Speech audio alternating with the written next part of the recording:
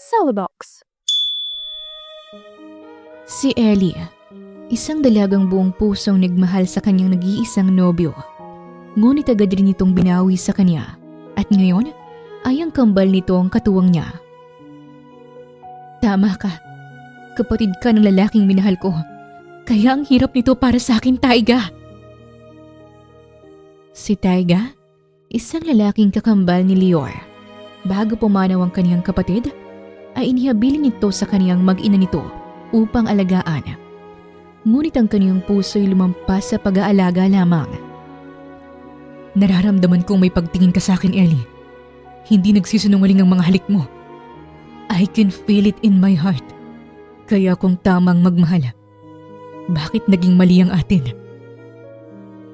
Si Ellie at Taiga, dalawang pusong nakaramdam ng pagdadalamhati at ginagawang lahat upang magpatuloy sa buhay. Ngunit paano kung ang simpleng tulong lamang ay mauuwi sa pagmamahal? Paano ba nila yayakapin na ngayon kung merong kabig ng nakaraan? Magagawa ba talaga nila ang mag-umpisang muli? Ating tunghayan ang isa na namang kwento ng pag-ibig na inihahandog sa inyo ng Tales of Siren.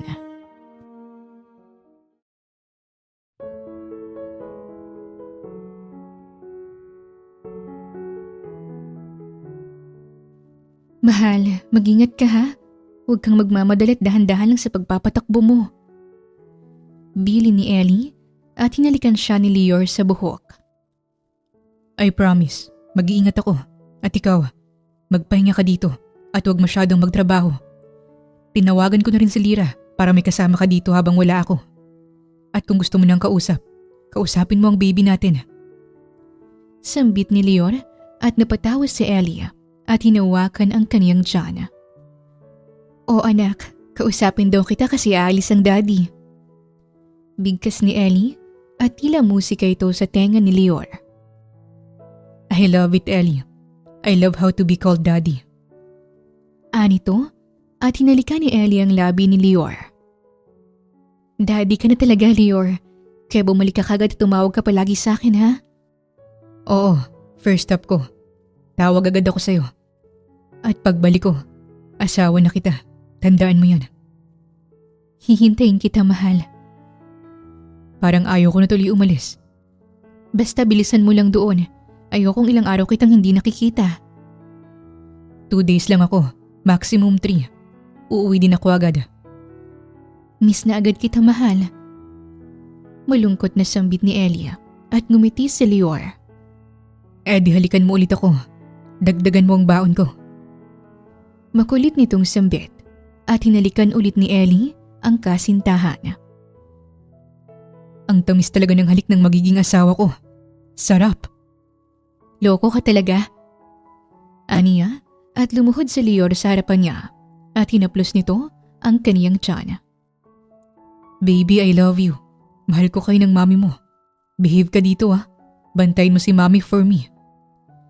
Saad ni Lior at hinalikan ang tiyan ng kasintahan bago ito tumayo. Always remember that I love you, Ellie. 3 days is too long for me pero uuwi din ako agad, okay? Sambit ni Lior bago sumakay sa kanyang motor at umalis habang si Ellie naman ay kumakaway sa kanyang nobyo habang tanaw ito palayo. Sa haba ng biyahe ni Lior ay sa wakas narating na niya ang kanilang hasyenda. Habang sa kabilang banda naman mula sa ika-4 na palapag ng mansyon ay rinig ni Taiga ang humaharurot na motor at nakadama siya ng saya sa kanyang dibdib. Don't tell me it's him. Sambit nito sa isipan at agad na bumaba ng hagdan at kay bilis na lumabas sa kaniyang pamamahay. Lior, is it really you? It's been a long time, Taiga. Nagagalak na sambit ni Lior at nagyakapan silang magkapatid. I can't believe it's you.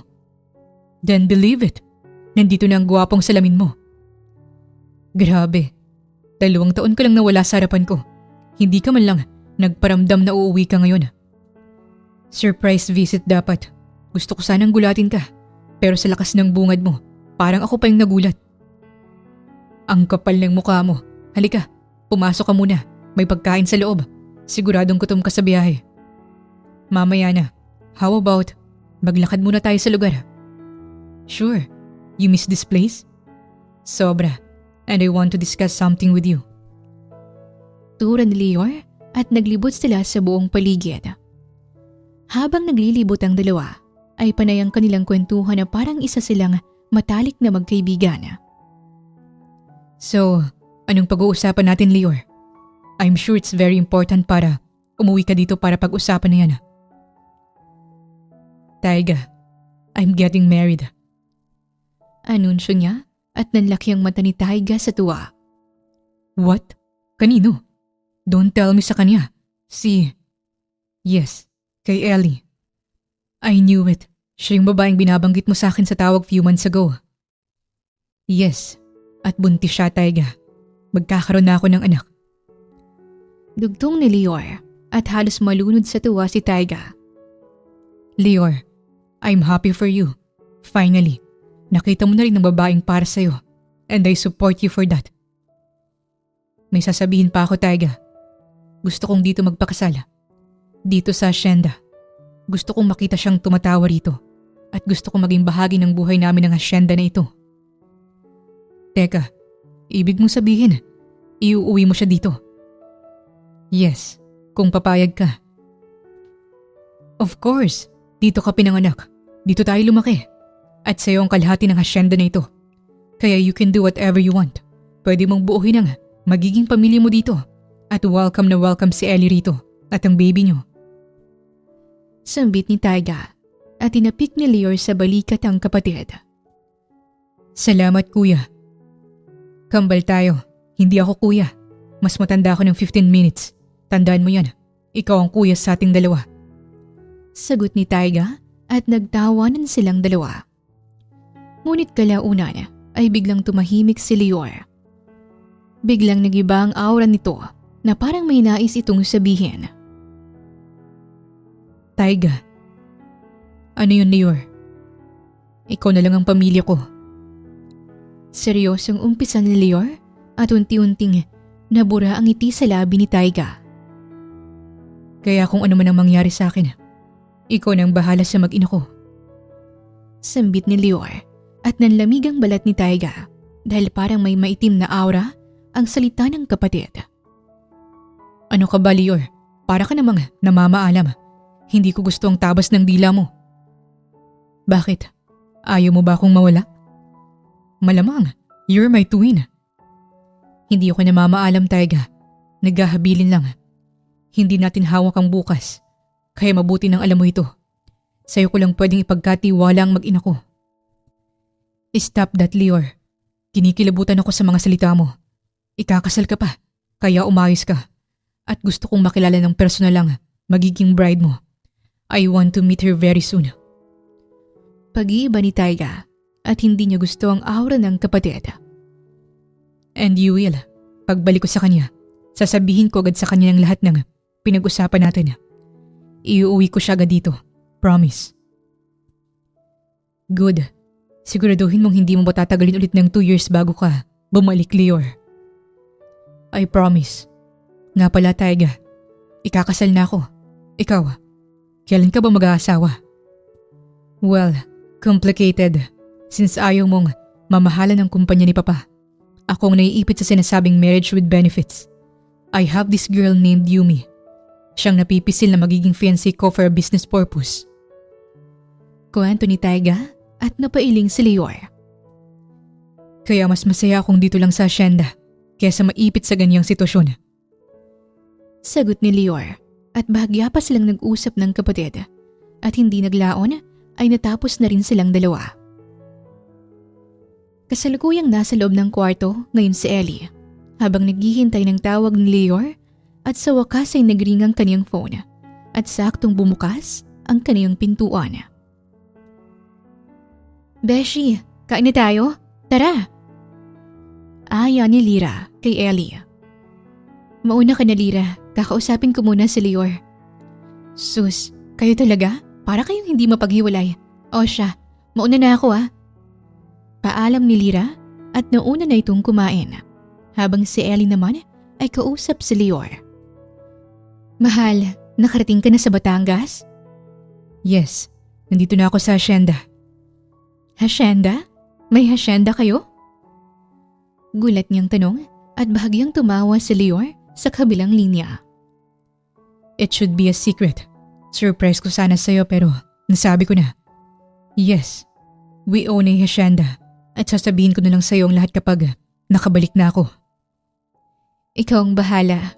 Nga pala, kumain ka na ba? Kumusta ang biyahe? Pagod ka ba? Nandyan ba ang kapatid mo? May masakit ba sa'yo? Isa-isa lang mahal. Oo, kumain na ako. Safe ang biyahe. At oo, magkasama na kami ng kapatid ko. Sobrang saya nga niya nang makita ko eh.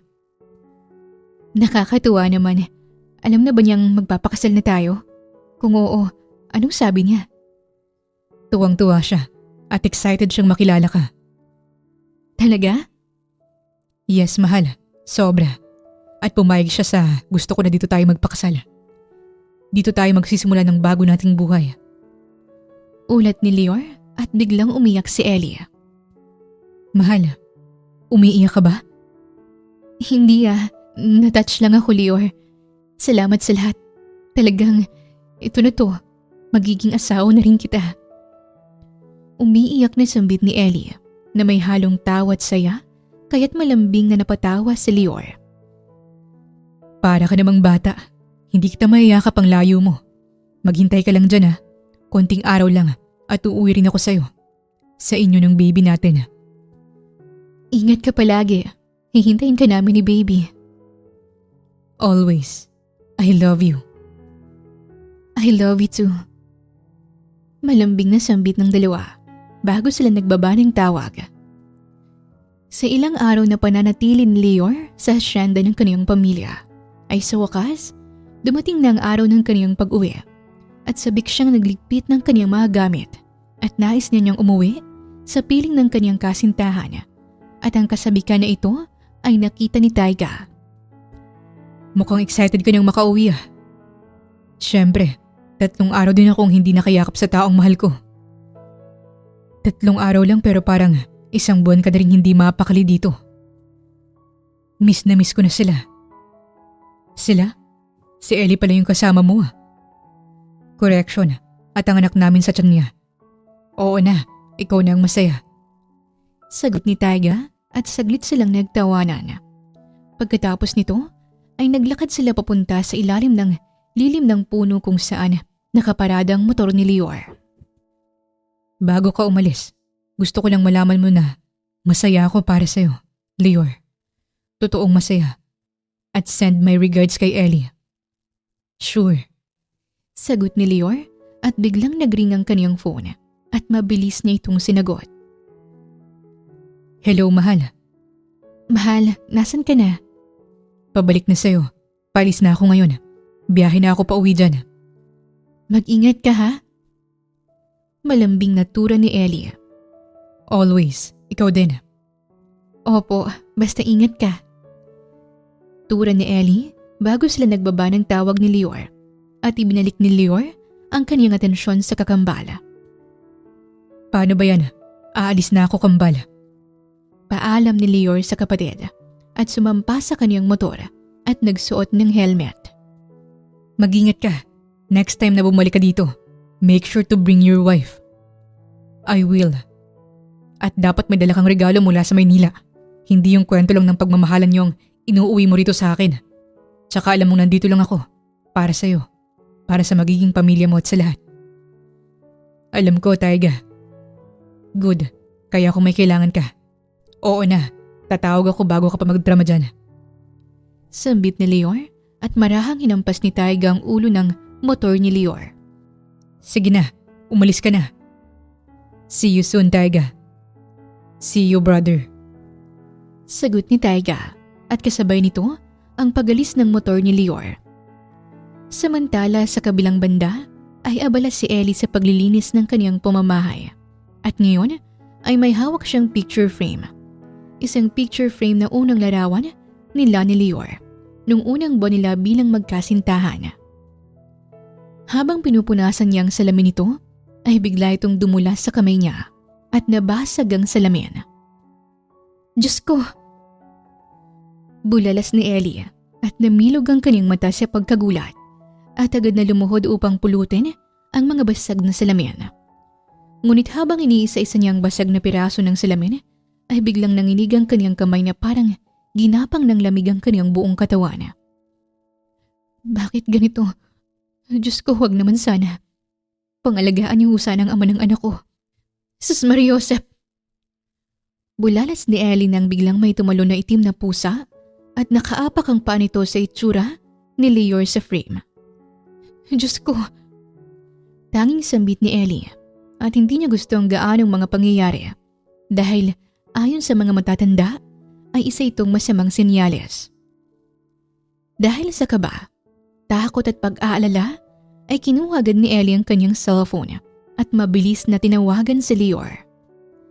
Kasalukuyang nasa highway si Lior at abala sa pagmamaneho nang marinig niyang nagring ang kanyang phone sa bulsa ng kanyang jacket. Alam niyang si Ellie ang tumatawag kaya't saglit niya itong sinagot. Mahal, bakit ka tumawag ulit? Miss mo agad ako? Mahal, nasan ka? Medyo malayo pa. Magpapagas ako mamaya. Bakit parang kinakabahan ka? Kasi nabasag ang frame natin tapos may pusang itim na biglang tumalon sa akin at umapak siya sa frame. Hindi ko alam, mahal. Natakot ako. Hindi ko gusto ang pakiramdam at natatakot ako sa pamahiin. Mahal, pamahiin lang yan. Basag lang yung frame kasi hindi mo nasalo. At yung pusa, sigurado, naghahanap lang ng pagkain. Huwag kang matakot. Hindi ko kayang huwag kabahan, Lior. Pakiramdam ko, ewan ko, basta mag-ingat ka ha. Siguraduhin mong babalik ka sa akin ng buo, walang pasa, walang sugat. Mahal, hindi ako mawawala sa'yo. At ito na nga pauwi na ako. Konting oras na lang. Lior, please, umuwi ka ng buo. I promise, magpapagas na ako. Kaya ibababa ko muna ito. I'll call you later. Okay, I love you. I love you more. Sagot ni Lior at binaba ang tawag. Nang ibalik ni Lior ang kaniyang kamay sa manibela, ay napatingin siya sa ulap at biglang dumilim ang langit. Nako, uulan pa yata. Habang sa kabilang banda naman ay naglalakad si Ellie papunta sa kusina para kumuha ng tubig. Nanginginig pa rin ang tuhod niya at kinakabahan kaya't nagpa siya siyang uminom ng tubig para kumalma. Ngunit hindi niya pa nauubos ang tubig sa baso ay nabitawan na naman niya ito at nabasag kaya't higit na kinabahan si Ellie at napatras sa takot. Bakit ganito? Bakit ang sama ng pakiramdam ko? Aniya sa kanyang sarili at tila may malamig na dumampi sa batok niya. Samantala, si Lior ay nasa gitna ng daan. Sa kapal ng may itim na ulap, ay binilisan ni Lior ang kaniyang pagpapatakbo ng kaniyang motor dahil baka maabutan siya ng ulan nang biglang mula sa kabilang direksyon. Isang pickup truck ang biglang nag-swerve nang hindi nagsignal. Parang nawala ng kontrol at malakas itong bumusina dahil tila nawawalan ito ng preno. What the? Bulalas ni Lior sa labis na pagkagulat. Pinihit niya ang kaniyang manibela, pagilid upang iwasan ang disgrasya. Ngunit huli na ang lahat at sumalpok ang truck sa kaniyang motor at ramdam ni Lior ang mabigat na impact sa kaniyang katawan. Kasabay nito ang pagtilapon niya at lumagapak ang kaniyang katawan sa matigas na semento. Tila naman hidang buong katawan ni Lior. Masakit ngunit hindi siya makagalaw. Ang kaniyang paningin ay unti-unting dumilim at naaninag niya ng konti ang motor niyang basag. Biglang bumigat ang kaniyang paghinga at humirap. Kahit gusto niyang dumilat ay kusang pumikit ang kaniyang mga mata. At ang laman ng kaniyang isipan ay walang iba kundi ang babaeng mahal niya. Ellie, mahal ko. Uuwi pa ako sa'yo. Hindi na naituloy ni Lior ang nais niyang sabihin nang tuluyan ng lumisan ang kaniyang diwa. Habang sa kabilang banda naman ay nakayuko si Ellie habang pinupulot ang basag na baso at nanginginig ang kaniyang kamay. Sa hindi inaasahan ay biglang kumabog ng malakas ang puso niya at bigla itong sumakit na para itong tinusok. Lior, mahal. Bumalik ka sa akin, please. Bumalik ka sa amin ng anak mo, pakiusap. Lumuluha niyang bigkas habang pilit na kinukumbinsi ang kanyang sarili na magiging maayos ang lahat at mamayang gabi ay darating si Lior. Pumutak ang bawat oras at saktong 7:00 na ng gabi ay hindi pa rin nakauwi si Lior. Kung oras lang ang pagbabatayan, dapat kanina pa nakauwi si Lior, ngunit hanggang ngayon ay wala pa ito. Ginagapang na ng takot at kaba ang puso ni Ellie, ngunit mas pinili niyang palakasin ang kanyang loob.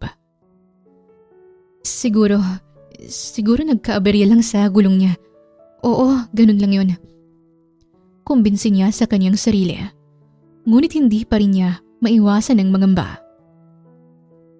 Ayokong mag-isip ng masama. Ayokong isipin na may nangyaring hindi maganda sa kasintahan ko. Hindi tama to. Dugtong niya.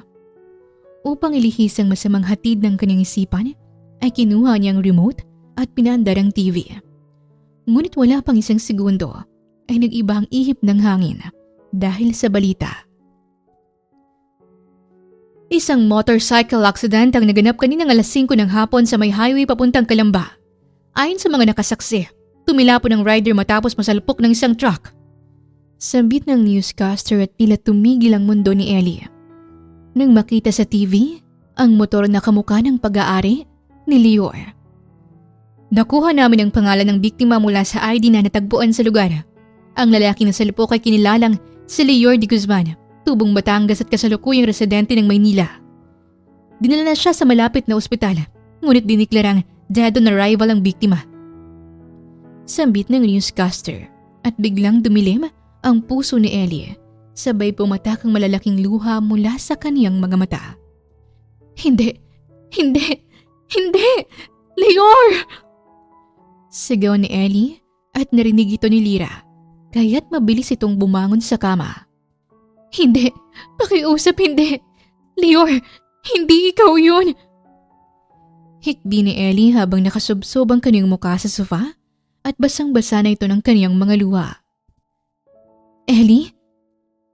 Nag-aalalang sambit ni Lyra nang maabutan niya ang kaniyang kaibigan na hinang-hina. Ellie, anong nangyayari sa'yo? Ellie, bakit ka umiiyak? Hoy, Ellie! Wala na si Lior, Lyra. Wala na ang taong mahal ko. Hagulgol ni Ellie. Anong wala na? Hindi pa nga nakauwi eh.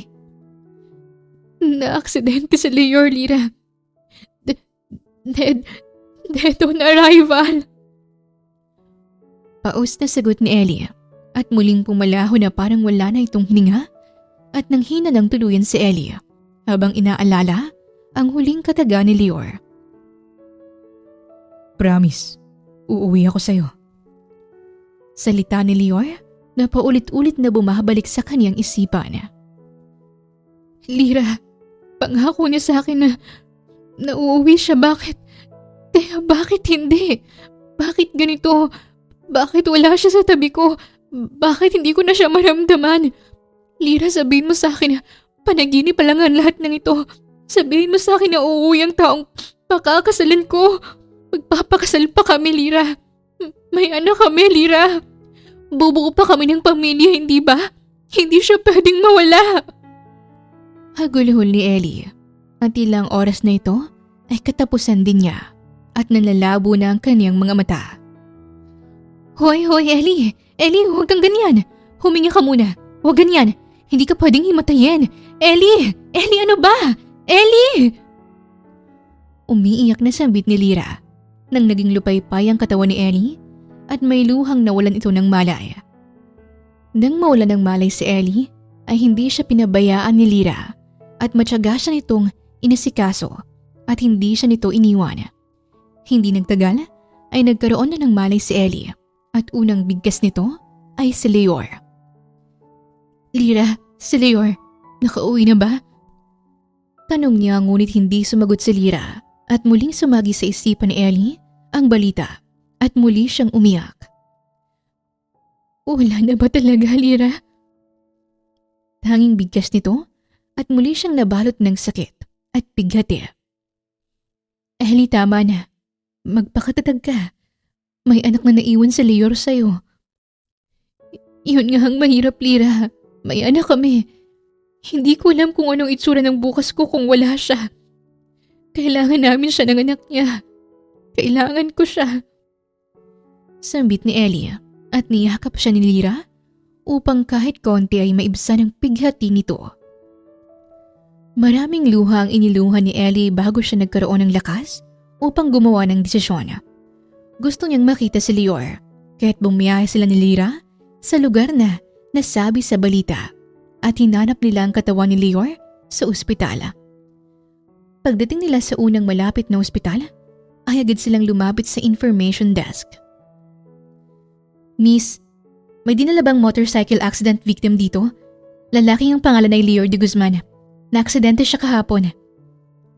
Tanong ni Lira at tinignan ng nurse ang clipboard, tapos ang computer at umiling ito.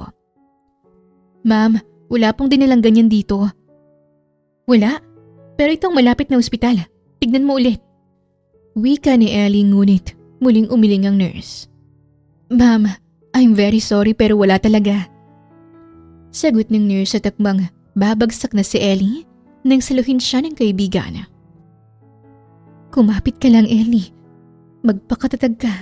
Hindi tayo titigil. May iba pang ospital malapit dito. Sabi ni Lira. Kahit mahirap ay hinahanap nilang dalawa ang bangkay ni Lior. Subalit naubos na nila ang lahat ng ospital ay hindi nila nakita ang katawan ni Lior. Sa isang ospital, may nakuha silang information na may ibang taong nag-claim sa katawan ng biktima. Ngunit hindi na sinabi ng nurse ang ibang pribadong detalye at yun ang masakit kay Ellie. Ang malamang patay ng taong mahal niya ngunit hindi pa niya ito magawang makapiling sa kahit konting sandali. Simula sa araw na yun ay tila walang buhay si Lira. Wala siyang alam kung saan sa Batangas hahanapin ang natitirang pamilya ni Lior. Dahil ni pangalan ay hindi niya alam. Ngunit batid niya sa kanyang sarili na baka ito ang kumuha sa bangkay ng kanyang kasintahan. Lumipas pa ang isang buwan ay parang hindi na kilala ni Ellie ang kanyang sarili. Hirap na hirap siya sa buhay ngunit mas pinili niyang magpatuloy. At ngayon ay kasalukuyang nasa rooftop si Ellie kung saan lagi silang tumatambay ni Lior habang hawak niya ang kaniyang tiyan. Anak, isisilang kita kahit anong mangyari. Ilalaban ka ni Mama. Pagpasensyan mo lang muna si Mama kung lagi akong umiiyak ha. Kasi ang hirap-hirap anak. Ang hirap magpatuloy na wala na ang iyong ama. Parang kalahati ng buhay ko'y nawala. Lior, kung nasan ka man, pakiusap yakapin mo naman ako.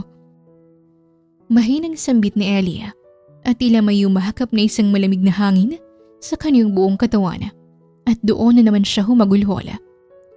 Naging mahirap kay Ellie ang pagkawala ni Lior at minsan ay nakakalimutan niyang kumain at nagkukulong na lang sa kwarto at lubha itong pinag-alala ni Lira. Ellie, may event akong aasikasuhin sa Batangas. Baka gusto mong sumama. Dito lang ako. Ellie, hindi pwede yung ginagawa mo. Sumama ka na sa akin, please. Hindi rin ako makakapagtrabaho kung maiiwan kong utak ko dito sa'yo. Sumama ka na sa akin ha, para naman hindi ka lang nakalubog dito. Kumbinsi ni Lira at napapahig niya si Ellie. Agad na bumiyahe ng Batangas ang dalawang magkaibigan at sa Batangas ay isang engagement coordinator si Lira. Naging abala si Lira sa buong araw habang si Ellie naman ay nakasunod lang kay Lira at kung minsan ay tulala. Naiisip niya na kung nabubuhay lang si Lior ay baka ikinasal na silang dalawa. Hindi nang tagal, matapos ng halos 2 araw na paghahanda sa isang magarabong engagement, ay natapos na rin ni Lira ang kanyang trabaho mula sa isang mahalagang client. At ngayon ay kausap niya si Ellie sa loob ng isang kwarto. Ellie, para hindi ka mabagot, sumama ka na lang sa akin mamaya sa event. Sige, nandito na rin naman ako kaya susulitin ko na lang ang mga sandaling pwede pa akong maaliw. Tura ni Ellie at natuwa si Lira sa narinig. at parang lumalaban talaga sa buhay ang kaniyang kaibigan. Makakabangon ka rin, Ellie, at nandito lang ako para sa'yo. Saad ni Lyra at marahang hinawakan ang kamay ni Ellie. Sumapit ang gabi ay nag-umpisa na ang party at inaayos ni Lyra ang kanyang earpiece para sa pag-uutos sa kanyang mga kasamahan.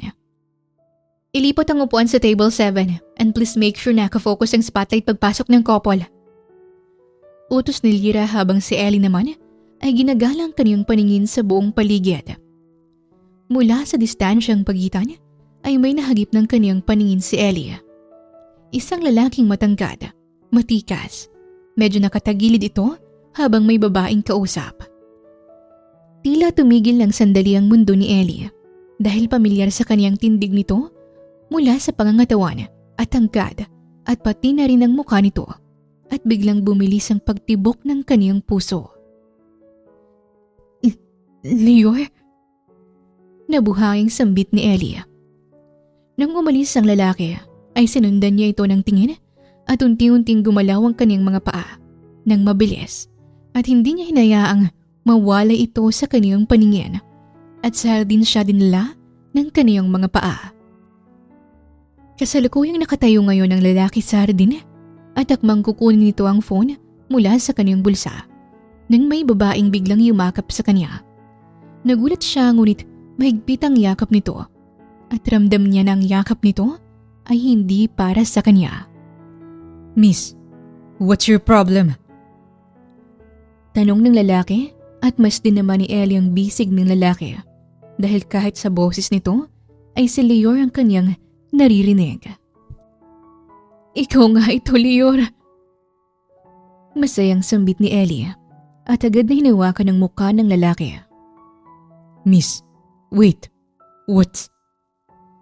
Hindi na natuloy ng winata ang nais niyang sabihin nang halikan siya ng babae sa kanyang labi at muli siya nitong niyakap ng mahigpit. Huwag ka nang umalis, Lior. Huwag ka nang lumayo ulit pakiusap. Yakapin mo ko. Yakapin mo ko ulit ng mahigpit kahit sandali nang maramdaman kong kasama pa rin kita. Wika ni Ellie at naghahanap ng kalinga. Lior. Kilala niyo si Lior? Just who the hell is she? Naguguluhang tanong ng binata sa kanyang isipan at kusang gumalaw ang kanyang mga kamay at niyakap ng mahigpit ang babae. Ngunit nang maramdaman ni Ellie ang yakap ng naturang lalaki, ay napansin niyang iba ito. Hindi pamilyar ang yakap nito at hindi niya kilala ang presensya nito. Kaya't kumalas siya sa bisig ng lalaki at tinitigan niya ang mga mata nito at ang buong mukha ng binata. Mas matigas ang ekspresyon ng mukha nito at mas matapang. Sino ka? Bakit ang mga mata mo, ang bibig mo, ang ilong mo, ang huwis ng mukha mo, kilay, pilik mata, ngipin at lahat ng meron kay katulad ng sa kanya, pero hindi ikaw siya. Hindi ikaw si Lior. Sino ka? Tanong ni Ellie at mabigat na bumuga ng hangin ng binata. Yes, I'm not Lior. I'm Taiga, Lior's twin brother. Pag-aamin niya at nanlaki ang bibig ni Ellie sa pagkabigla. Kapatid? Ikaw ang kapatid na kinikwento niyo sa akin? Ikaw ang nag-iisang kapatid ni Lior? Paglilinaw ni Ellie at tumango ang binata. I am. Sagot nito at agad na sinuyod ni Taiga ang kabuuhan ng babae at nang makita niyang buntis ito ay hindi siya maaaring magkamali. And you? You're Ellie? My brother's girlfriend? Tanong ni Taiga at kasabay nito ang pagpatak ng luha ni Ellie. Ako nga. Sagot niya na may kirot sa kanyang puso. Paano ba niyang haharapin ang isang taong kamukha ng taong pinangungulilaan niya? Wala na si Lior pero parang buhay pa si Lior sa imahe ng lalaking kaharap niya. At bumakas ang awa sa mga mata ni Taiga. Akmang yayakapin niya ulit si Ellie nang may babaeng lumapit sa kanila. Taiga? Honey, there you are! Wika ni Yumi. Ang fiancé ni Taiga at masamang binalingan nito ng tingin si Ellie. Who is she? Someone that is important to me. Important? Tanong ni Yumi. Ngunit hindi siya pinansin ni Taiga at kay Ellie ito nakatingin. Taiga, everyone's looking for you. The announcement is about to start. Let's go.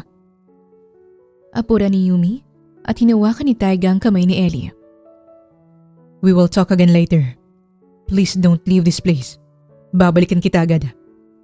Sambit ni Taiga bago tinalikuran ng dalaga. Nang makatalikod si Taiga ay pinunas ni Ellie ang kaniyang mga luha. Sapat na siguro ang nangyari ngayong gabi para magpatuloy siya sa buhay. Nang mayakap niya si Taiga, ay para na rin naiyakap na niya si Lior sa huling pagkakataon.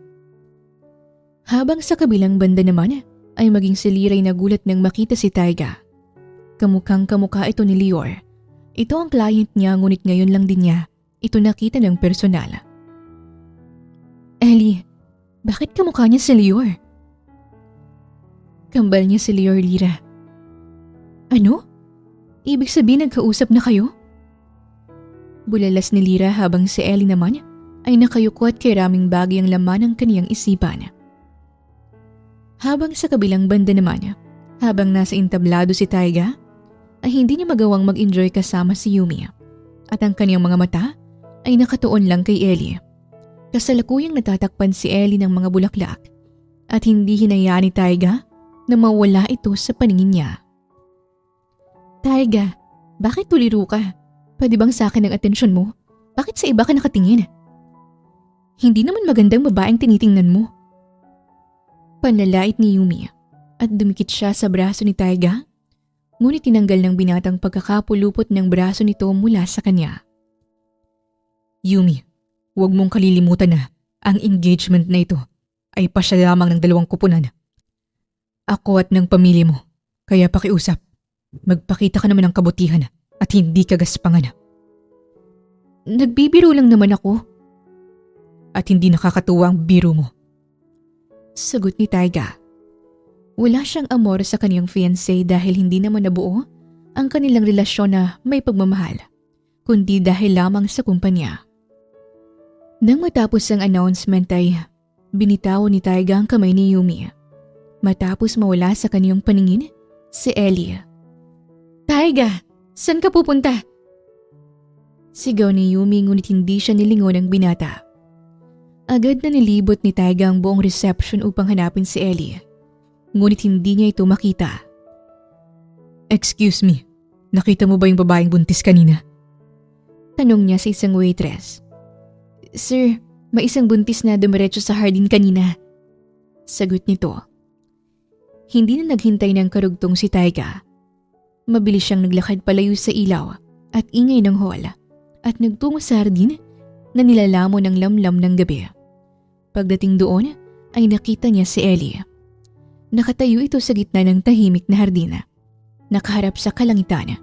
Ang liwanag ng buwan ay tumatama sa mukha nitong may bakas ng pagod at bighati at dahan-dahan siyang lumapit rito. Ellie! Tawag niya sa pangalan nito at lumingon ito sa kanya.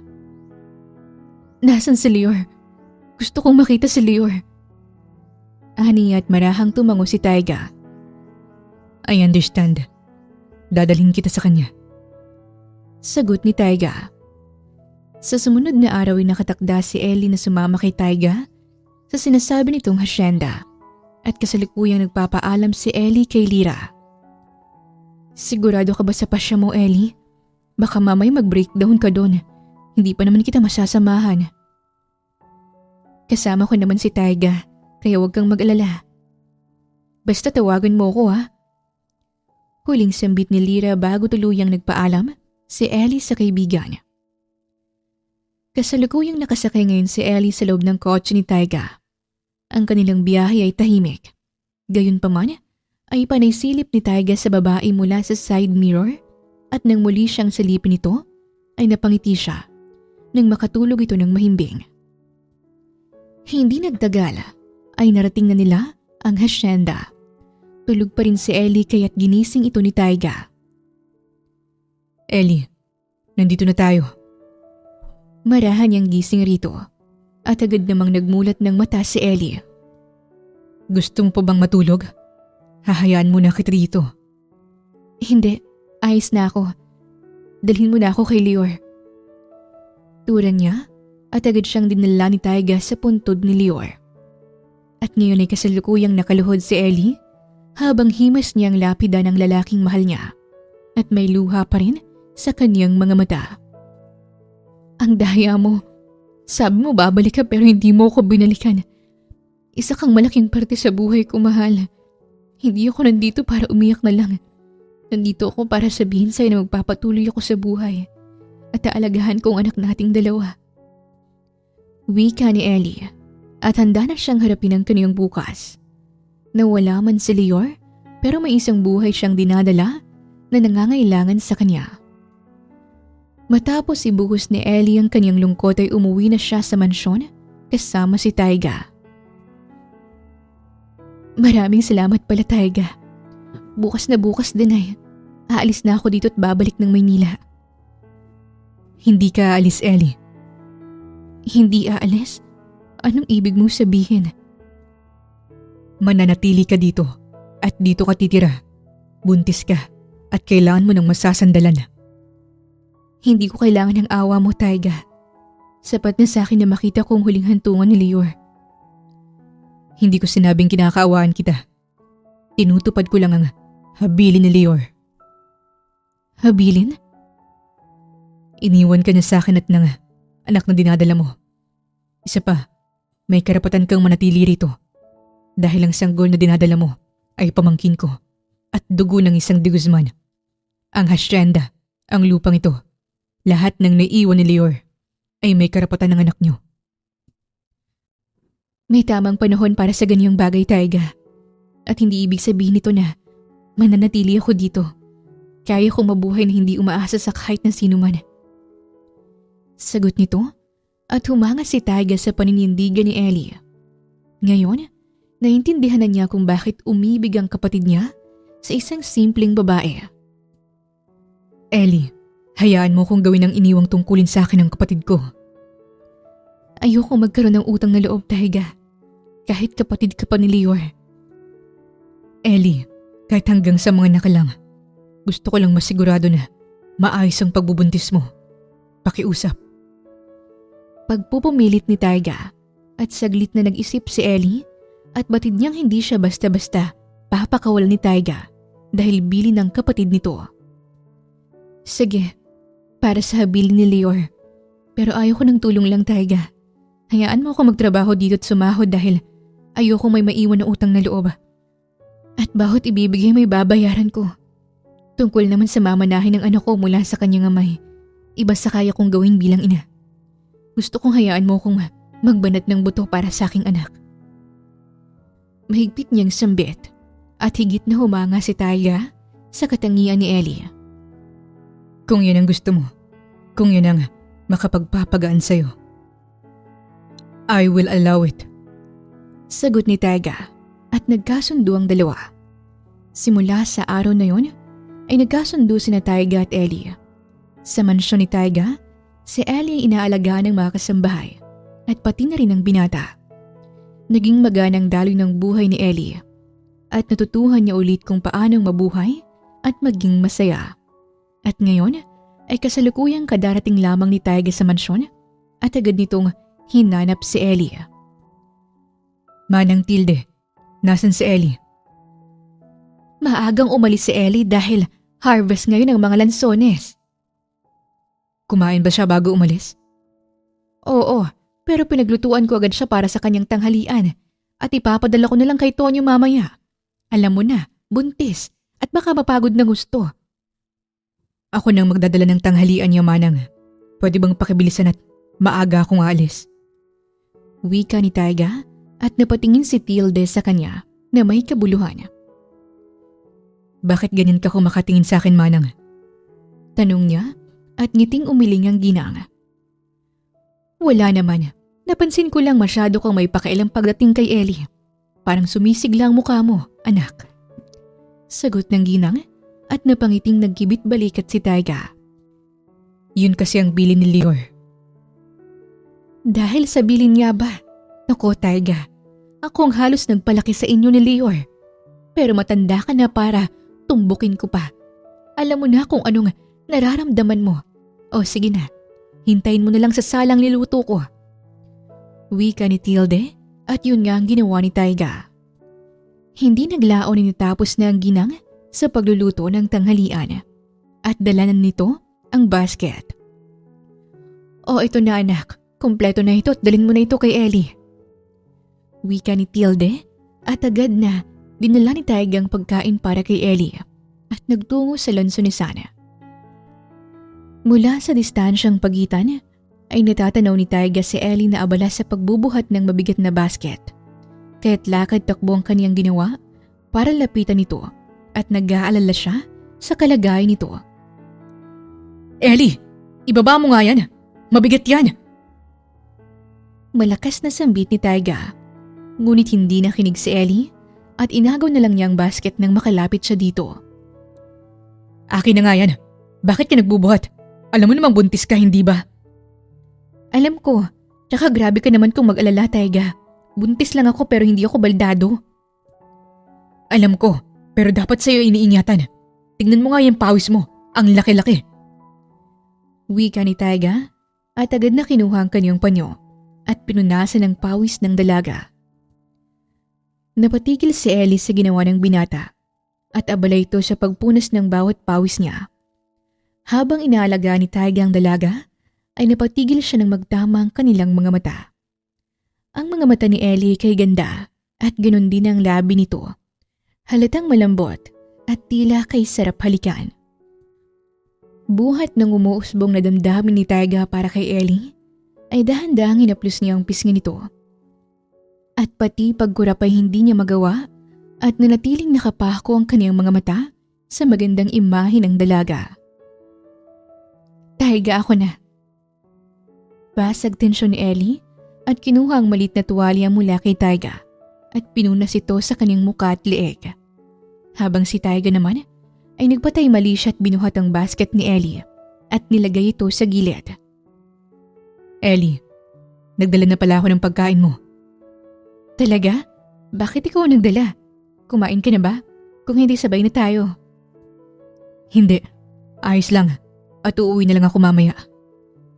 Tura niya at tinignan ni Ellie ang laman ng basket. Ang dami nito. Saluhan mo na lang ako, Taiga. Sayang din ito kung hindi ko mauubos. Masarap pa naman ang luto ni Manang Tilde. Halika na. Pagpupumilit ni Ellie at pinuunlakan ito ng binata. Habang nasa maliit na mesa sa ilalim ng puno, ay pinagsaluhan ng dalawa ang pagkain habang nagkukwentuhan silang dalawa habang pinapanood ang mga anak ng mga trabahador na naglalaro sa paligid. Ayun, umiyak na ang bata. Alam mo ba, Ellie?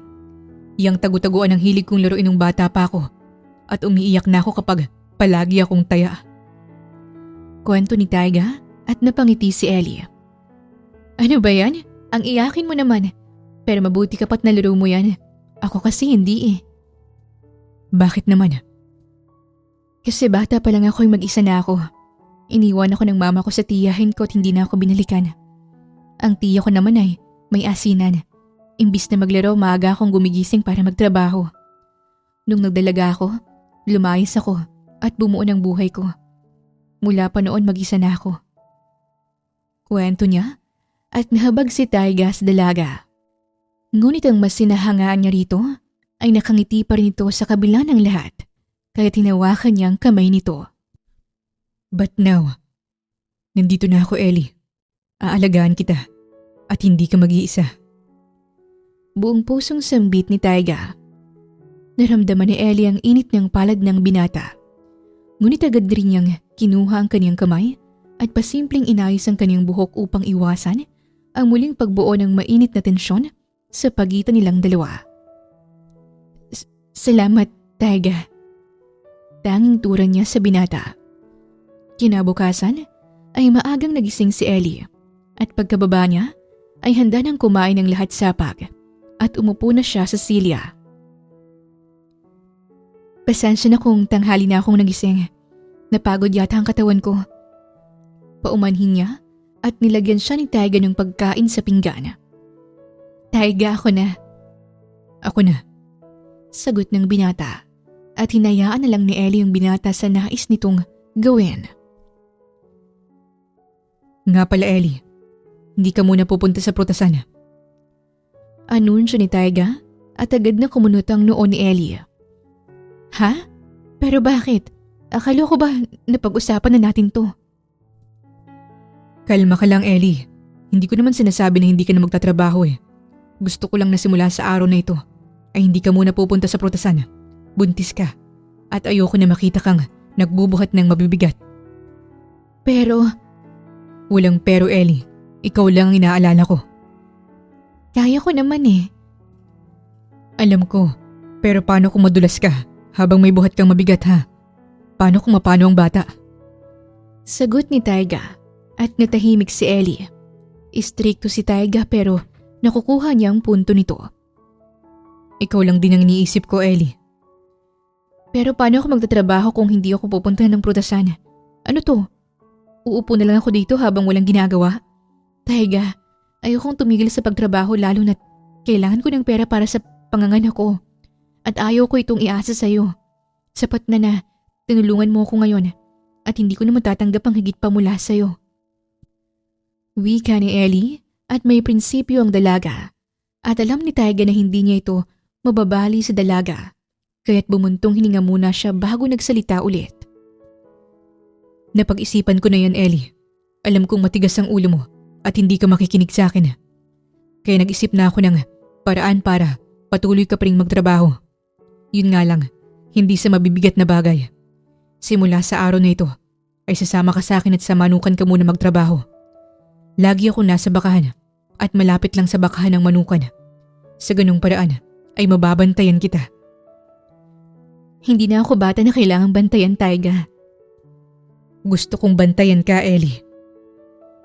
Walang pagdadalawang isip na sagot ni Taiga at may kung anong damdamin ang umusbong sa puso ni Ellie. Ibang-iba kung mag-alaga at mag-alala si Taiga sa kanya. Istrikto ngunit nararamdaman doon na may pakialam ito at isa itong mabuting tao. Salamat pero hindi mo naman yun kailangan gawin. Pero gusto ko yung gawin, kaya wala kang magagawa. Tila pili yung sagot ng binata at dinaan na lang ni Ellie sa pagsubo ng pagkain ang kakaiba niyang nararamdaman. Habang abala sa pagkain si Taiga, ay nakatanggap siya ng tawag mula sa kanyang tauhan kaya't agad niya itong sinagot. Ano? Sige, papunta na ako dyan. Sagot ni Taiga at inubos niya ang kanyang pagkain sabay tayo mula sa kanyang kinaupuan. Taiga, saan ka pupunta? Aalis ka na? Sana. Tapos ka na bang kumain? Tapos na. Isasabay mo ba ako? Halika na. Sagot ng binata at agad na umalis ang dalawa. Hindi naglaon ay narating na nilang dalawa ang bakahan. Bumaba si Taiga mula sa jeep na kanyang sinasakyan at nilalayon niya si Ellie na makababa ng jeep. Pagkatapos nito ay sinalubong sila ng isang tauhan. Sir Taiga, 2 baka po natin ang manganganak ngayong araw. Ulat ng lalaki at tinignan ni Taiga ang 2 baka.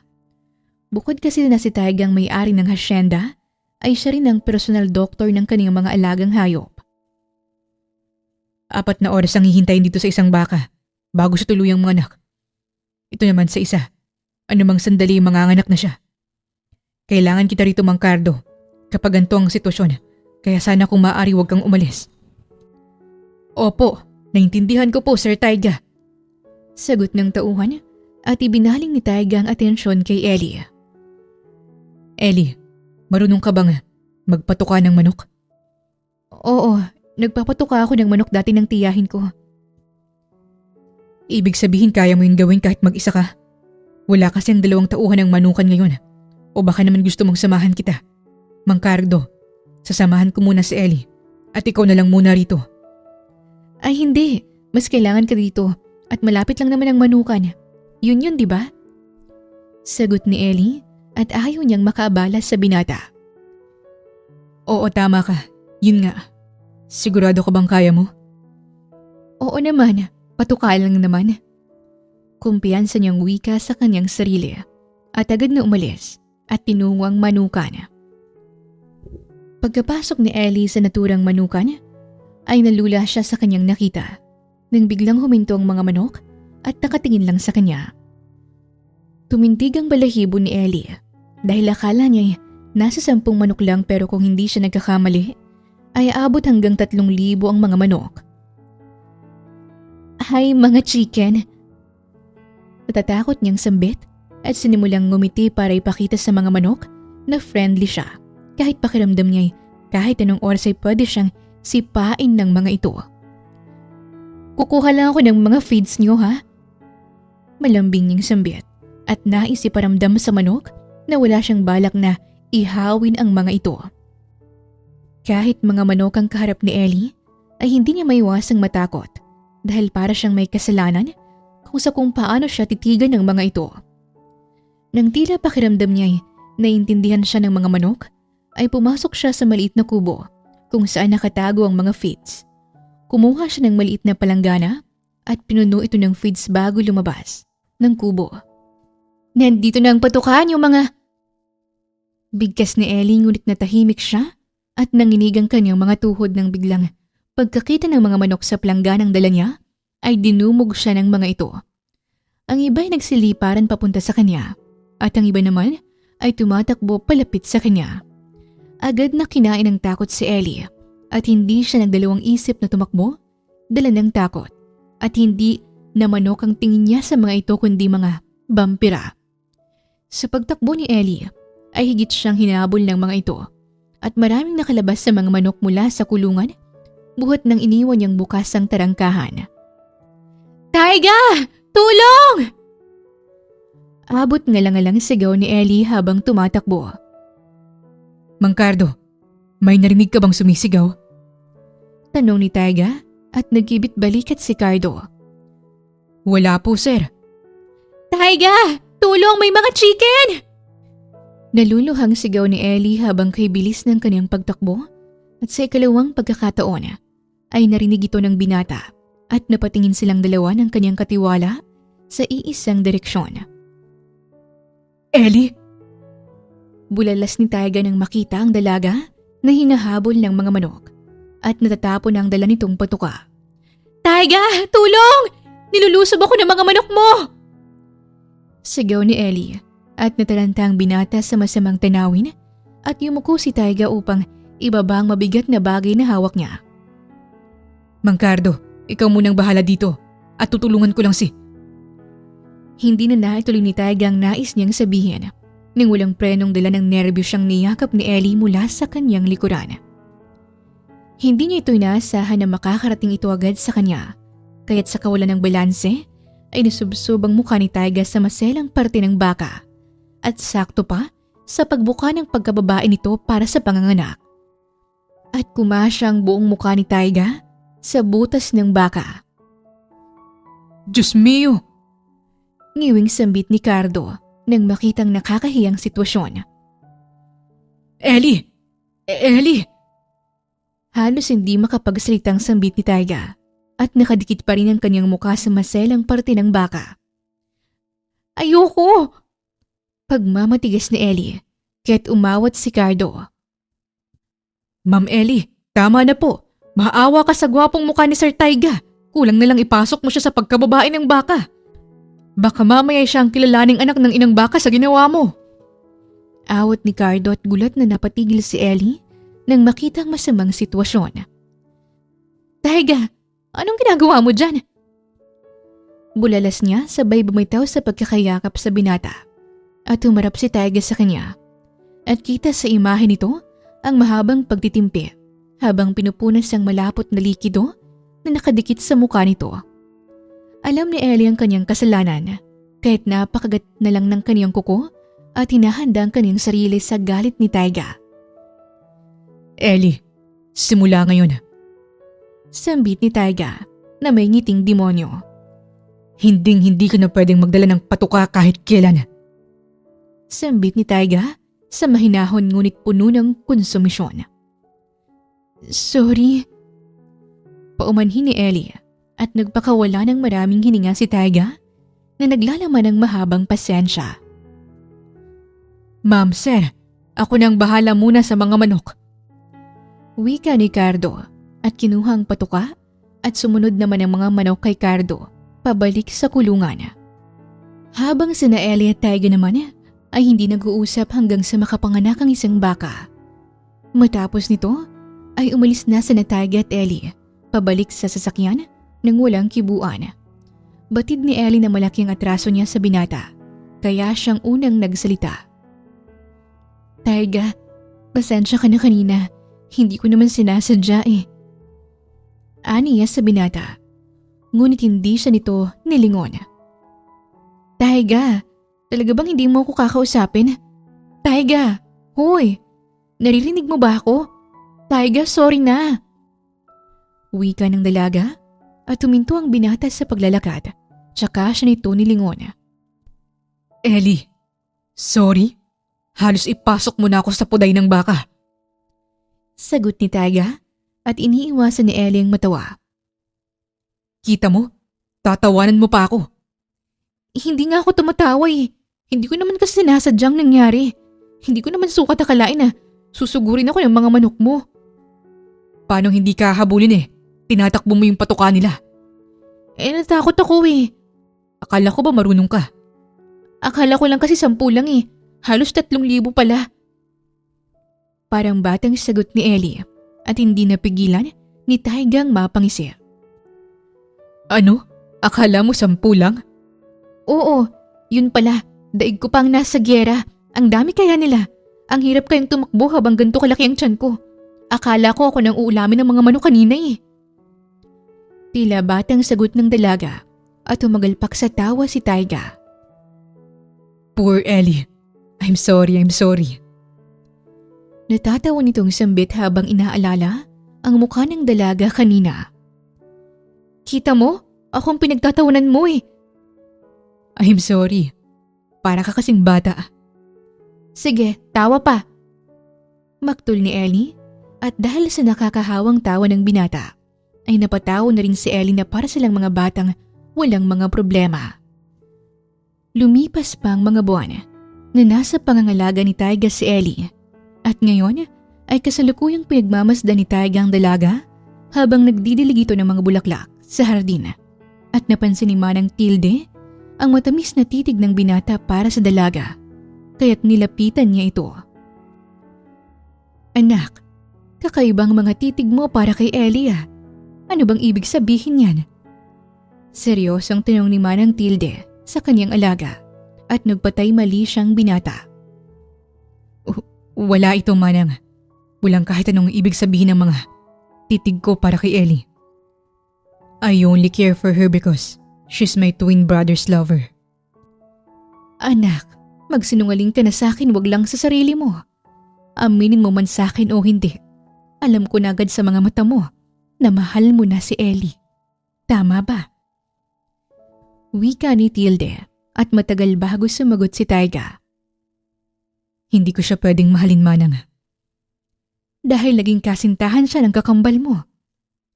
Sagot ng ginang at ang hindi pagsagot ng binata ay sapat na bilang kasagutan. Anak, kung ikukulong mo sa ganyan ang sarili mo, paano ang puso mo? Hindi habang buhay ay titira si Ellie dito. Papayag ka bang lilisan siya nang hindi mo nasasabi sa kanyang nararamdaman mo? May fiancé ako, Manang Tilde. Meron nga pero mahal mo ba? Muling tanong ng ginang at hindi na naman nakasagot si Taiga. Pag-isipan mo ng mabuti anak dahil mahirap ang magsisi sa huli. Huling sambit ni Manang Tilde bago tinalikuran ang binata. Sa mga sumunod na araw ay nalalapit na ang kabuwanan ni Ellie at nakatakdang manganak si Ellie sa kanyang due date sa susunod na linggo. Kasalukuyang malakas ang kulog, pati na rin ang pagkidlat, sabayan pa ng malakas na ulan nang biglang humilab ang tiyan ni Ellie. Aray ko! Anak, ang kulit mo naman. Natatakot ka ba sa kulog? Sambit ni Ellie. Ngunit napahawak siya sa kaniyang tiyan nang maramdamang hindi na ito simpleng paglilikot ng kanyang anak, Parang ito na ang kanyang paghilab sa panganganak. Sinubukan ni Ellie na ihakbang ang kanyang mga paa palapit sa pintuan ngunit walang kapantayang pagsakit ng kanyang tiyan sa bawat paghilab nito. Manang Tilde! Taiga! Manang! Sigaw ni Ellie at narinig siya ng mga ito mula sa ilalim. Anak, si Ellie bang sumisigaw? May sumisigaw ba? Tanong ng ginang dahil kay lakas ng kulog at hindi niyo ito halos malinawan. Taiga! Tulong! Masakit na sigaw ni Ellie at sa pagkakataong ito ay malinaw na sa dalawa na hindi ito kulog lang. Si Ellie nga. Nag-aalalang sambit ng binata at lakad takbong inakyat ng dalawa ang hagdan at naabutan nila si Ellie na nahihirapan. Ellie, anong nangyayari sa'yo? Anak, ano bang masakit? Ang sakit ng tiyan ko. Parang manganganak na ako, Manang. Ano? Manganganak ka na? Pero sa susunod na linggo pang kabuanan mo. Hindi ko rin alam, Taiga, pero masakit. Sobrang sakit. Ah! Impit na sambit ni Ellie at hindi nagpatumpik-tumpik pa ang binata at agad niyang binuhat ang dalaga. Manang, pakisabi kay Mang Cardo, ihanda ang sasakyan. At ikaw naman, Manang, kumuha ka ng ilang mga gamit ni Elliot ng bata dahil pupunta tayo sa ospital. Mahigpit na utos ni Taiga at nagpanik ang mga tauhan sa mansyon. Cardo, dalian mo ang sasakyan! Diyos ko, nawalan pa ng ilaw! Kinakabahang sambit ni Manang Tilde at puno siya ng pag-aalala para kay Ellie. Sasakyan? Bakit? Manganganak na si Ellie! Bilisan mo! Ano? Manganganak na? Eto na, ihahanda ko ng sasakyan. Pagmamadali ni Cardo habang si Taiga naman ay natatarantang nakaalalay kay Ellie. Ibaba mo ko, Taiga! Ibaba mo ko! Demanda ni Ellie at hindi niya maintindihan ang paghilab ng kanyang tiyan. Kaya ibinaba siya ng binata sa sofa. Nang maibaba siya ng binata sa sofa, ay halos lumuhod si Ellie habang hindi niya alam kung saan ang masakit sa kanya. Balakang ba? Puwet? Tiyan? O ang kanyang pagkababae? Ang sakit, Taiga! Hindi ko na mapigilan! Manganganak na talaga ako! Aniya kay Taiga at hinihipa ni Ellie ang ere sa sakit na hindi niya maintindihan. Ellie, konting tiis na lang, aalis na tayo. Cardo! Ang sasakyan tapos na ba? Sigaw ni Taiga at kabababa lang din ni Manang Tilde dalang mga gamit. Diyos ko, Ellie, tiisin mo lang muna. Wika ni Manang Tilde at may dala siyang malaking kandila upang magsilbi nilang ilaw. Taiga, Manang, hindi ko na kaya. Lalabas na ang anak ko. Ah! Impit na sambit ni Ellie at dala ng tawag ng kanyang katawan ay umupo siya sa sahig at humiga. Nang makita ni Taiga at Manang Tilde ang sitwasyon ay walang mapaglagyan ng kanilang takot, kaba at pag-aalala at pakiramdam nilang lahat ay humihilab din ang kanilang mga tiyan. Mang Cardo, ano ba? Hindi pa ba tapos ang sasakyan? Wika ni Taiga at hindi magawang iwanan si Ellie. Ellie, tiisin mo pa ng konti. Aniya sa dalaga at pumasok si Mang Cardo sa mansyon at basang-basa ang katawan nito. Sir, naayos ko ng sasakyan at nailabas ko na. Ang kaso sobrang lakas ng ulan at hangin. May ibang puno nang tumutumba. Kapag bumiyahe kayo ngayon ay delikado para kay Ellie at sa inyo. Hindi lang din yun ang problema, sir. Nagsimula na rin umapaw ang tubig sa sapan na malapit sa atin. Kaya hindi rin makakadaan ng jeep. Naku anak, Taiga, anong gagawin natin? Hindi na makapaghihintay ng bukas ang panganganak ni Ellie. Bakit hindi na lang ikaw ang magpaanak kay Ellie? Marunong ka namang magpaanak ng baka. Pero hindi baka si Ellie. Ganoon din siguro yun, anak. Siguro magkapareho lang ang hayop at tao. Baka lang ang kaya kong paanakin, Manang. Wala akong alam sa tao. Anong gagawin natin kay Ellie? Kung hindi natin siya tutulungan, baka may masamang mangyari sa bata. Tura ni Manang Tilde at mabigat ang ulo ni Taiga na bumuntong hininga. Alam niya na komplikadong sitwasyon ngayon at alam niyang mahirap ang kalagayan ni Ellie. At kung wala siyang gagawin, ay baka huli na para sa batang nasa loob ng tiyan ng dalaga. Isipin mo na lang na baka si Ellie anak. Sambit ni Manang Tilde at gumawa si Taiga ng mapanganib na desisyon. Ngunit alam din niya ang kanyang sarili na higit na mapanganib kung wala siyang gagawin. Taiga! Ah! Sigaw ni Ellie sa sobrang sakit. Sa sitwasyong yun, ay hindi nagdalawang isip ang binata na ibuka ang dalawang hita ni Ellie at napapikit siya nang makitang maliit na saplot ng dalaga sa masela nitong katawan. Hindi siya handa ngunit kailangan niya itong gawin. Manang, hubaran mo siya. Utos ni Taiga sa ginang at agad na hinubaran nito ng panty ang dalaga. Pagkatapos nito, ay lakas loob na pumesto si Taiga sa harap ng dalawang hita ni Ellie. Ang ilaw. Ilapit niyo ng konti ang ilaw at hindi ko makita. Utos ni Taiga at nagtutulungan ang lahat. Ellie! Ire! Ah! Malakas na iri ni Ellie at ang isang kamay nito ay nakahawak ng sobrang higpit sa kamay ni Manang Tilde at doon siya humuhugot ng lakas. Iri pa! Muling utos niya at umira naman si Ellie sa abot ng makakain nito at napangiti si Taiga nang makita niyang tuktok ng ulo ng bata. Ayan na, nakikita ko ng ulo ng bata. Iri pa, Ellie! Utos niya sa dalaga at umiri naman si Ellie. Hindi naglaon, matagumpay na nailabas ni Ellie ang kanyang anak at napangiti siya nang marinig ang unang iyak nito na may luha sa kanyang mga mata. Nako, lalaki!